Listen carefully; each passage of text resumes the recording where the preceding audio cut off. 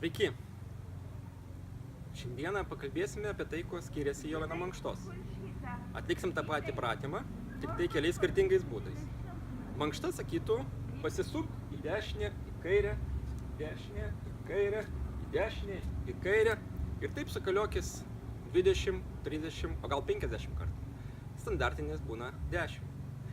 Prieš 10 metų aš dariau mankštą kiekvieną rytą, bet ryte atsikėlęs galėdavau susilenkti tik tai iki kelių.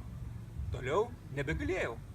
Šiandieną, kiekvieną rytą atsikėlęs, aš galiu atsistoti rankomis ant žemės ir tai nereikalauja iš manęs jokių pastangų, jokio bloko nugaroj. Taigi, pažiūrėkime, ką siūlo motyvatoriai. Prieš tai, kol pažiūrėsim, ką siūlo joga. Motyvatoriai siūlo atsistokite, pasisukite ir užfiksuokit, kiek pasisukote. Grįžkite į pradinę būseną, užsimerkite ir įsivaizduokite, kiek galit pasisukti. Tada atsimerkite, bandykit pasisukti dar kartą. Aha, tikrai yra progresas, pasisuku daugiau, kokia stipri vizualizacija.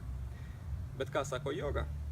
Joga sako, įkvėpkit ir iškvėpimo metu sukitės. Sustokit ten, kur jūs suvaržo kūno blokas, įkvėpkit oro, užsimerkite, pajuskit, kurie raumenys įsitempia ir iškvėpimo metu juos atpalaiduokite. Pajutę, kad atpalaidavote, pasisukite dar. Pavyko suvaržymą, įkvėpkite, atpalaiduokite, sukitės dar. Įkvėpkite, atpalaiduokite ir sukitės dar. Matai, va, kokį česnaką. Va, česnakų pasimės ir o svapnu. Kaip galvojate, kur baigtųsi mano sukimasis, jeigu tą pratimą daryčiau ilgiau? Nepamirškit pasisukyti į kitą pusę.